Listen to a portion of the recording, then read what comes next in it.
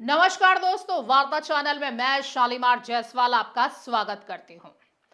आज की चर्चा का मुद्दा, जी हाँ, आज की चर्चा का मुद्दा सिर्फ एक बयान नहीं बल्कि एक ऐसा बवाल है जिसने शिक्षा जगत से लेकर धर्म मंच तक हंगामा मचा दिया है।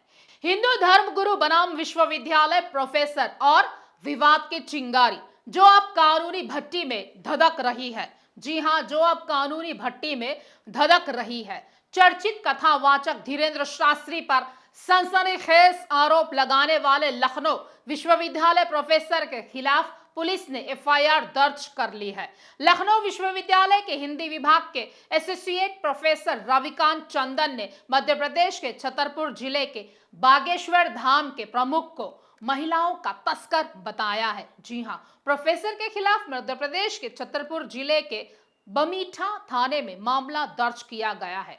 धीरेन्द्र शास्त्री ने आरोपों पर प्रतिक्रिया देते हुए कहा है कि वे हिंदुत्व और हिंदुस्तान की सेवा करते रहेंगे।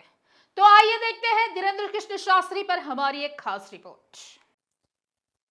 अनवरत रूप से साजिशकर्ता लगे हुए हैं, धाम के लिए लगातार कुछ ना कुछ करते रहते हैं उपद्रव।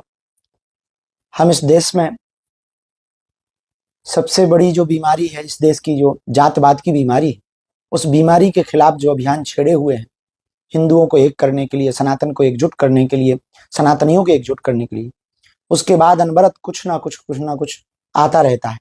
उसी प्रकार से उन्होंने, किसी ने कहा है तो बागेश्वर जन सेवा समिति के लोगों ने उनके खिलाफ एफआईआर भी करवाई है। और जब तक हमारे तन में प्राण है, कितने भी लोग हमारे ऊपर आरोप करते रहें, कितने भी हमारे ऊपर आरोप प्रत्यारोप करते रहें, हमारे तन में जब तक प्राण रहेंगे तब तक हम हिंदुत्व और हिंदुस्तान की सेवा करते रहेंगे। हमारा जन्म ही इसीलिए हुआ है, मरते दम तक हम सनातन परंपरा के लिए जिएंगे, सनातनी परंपरा पर ही मरेंगे, चाहे जो हो जावे। ये तो अभी प्रारंभ है, ये तो अभी आरंभ है, अभी तो न जाने लोग क्या क्या कहेंगे। आगामी पदयात्रा जो 7 नवंबर से 16 नवंबर तक है, उसकी बातें सुनकर के अब लोगों के पेट में दर्द होना प्रारंभ हो गया है। लेकिन चाहे जो हो जाए, हम अपने संकल्प से डिगेंगे नहीं। और हिंदुओं को हमने एक बात कही थी, पुनः हम कह देते हैं, हम सनातनियों कभी ऐसा कोई कार्य नहीं करेंगे जिससे हिंदुओं को नीचा देखना पड़े।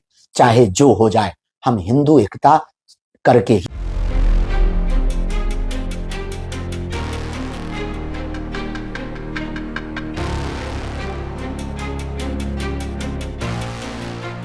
उत्तर प्रदेश के लखनऊ विश्वविद्यालय के प्रोफेसर रविकांत के खिलाफ छतरपुर के बमीठा थाने में मामला दर्ज किया गया है। यह एफआईआर बागेश्वर धाम समिति के सदस्य धीरेन्द्र कुमार गौर की शिकायत पर दर्ज हुई है। प्रोफेसर पर आरोप है कि उन्होंने सोशल मीडिया प्लेटफॉर्म एक्स पर एक पोस्ट के जरिए बागेश्वर धाम वाले बाबा धीरेन्द्र कृष्ण शास्त्री को महिला तस्कर बताया था, जिससे हिंदू धर्म के अनुयायियों की धार्मिक भावनाएं आहत हुई है। छतरपुर पुलिस ने एक एम्बुलेंस को रोका था, जी हां, जिसमें कुछ महिलाएं थी। पूछताछ में पता चला कि ये महिलाएं अपनी पहचान छुपाकर बागेश्वर धाम में रह रही थी और कुछ अनैतिक गतिविधियों में शामिल थे। इस घटना का एक वीडियो सोशल मीडिया पर वायरल हुआ था। इसी वीडियो को शेयर करते हुए प्रोफेसर रविकांत ने अपनी पोस्ट में लिखा, नॉन बायोलॉजिकल प्रधानमंत्री नरेंद्र मोदी की ओर से घोषित छोटा भाई धीरेन्द्र शास्त्री धर्म की आड़ में महिला तस्करी कर रहा है।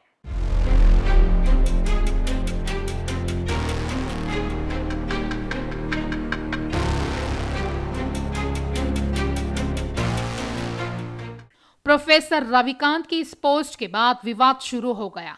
बागेश्वर धाम समिति के सदस्य धीरेन्द्र कुमार गौर ने पुलिस में शिकायत दर्ज कराई। उन्होंने आरोप लगाया है कि प्रोफेसर रविकांत की टिप्पणी ने न सिर्फ धीरेन्द्र शास्त्री की छवि को नुकसान पहुंचाया है, बल्कि हिंदू धर्म के अनुयायियों की धार्मिक भावनाओं को भी ठेस पहुंचाई है। पुलिस ने इस शिकायत के आधार पर प्रोफेसर रविकांत के खिलाफ भारतीय न्याय संहिता बीएनएस की धारा 353(2) के तहत केस दर्ज किया है। बाबा धीरेन्द्र शास्त्री ने अपने ऊपर लगे आरोपों को खारिज करते हुए एक वीडियो एक्स पर शेयर किया, जिसमें उन्होंने कहा है कि साजिशकर्ता लगे हुए हैं, ये उपद्रव कुछ न कुछ करते रहते हैं। हमने इस देश में सबसे बड़ी जात पात की बीमारी के खिलाफ जो अभियान छेड़ा हुआ है सनातनियों को एक करने के लिए, उसके बाद कुछ ना कुछ आता रहता है, लेकिन हम पीछे हटने वाले नहीं हैं। इसके साथ ही उन्होंने ये भी कहा, जब तक हमारे शरीर में प्राण है, चाहे कोई कितना भी हम पर आरोप लगाते रहे, हम तब तक हिंदुत्व और हिंदुस्तान की सेवा करते रहेंगे। हमारा जन्म ही सनातन धर्म की रक्षा के लिए हुआ है। हम मरते दम तक सनातन परंपरा के लिए ही जिएंगे और उसी परंपरा के लिए मरेंगे। ये तो अभी शुरुआत है, आगे लोग अभी पता नहीं क्या क्या कहेंगे। 7 नवंबर से 16 नवंबर तक होने वाली आगामी पदयात्रा की खबर से ही कुछ लोगों की बेचैनी बढ़ गई है।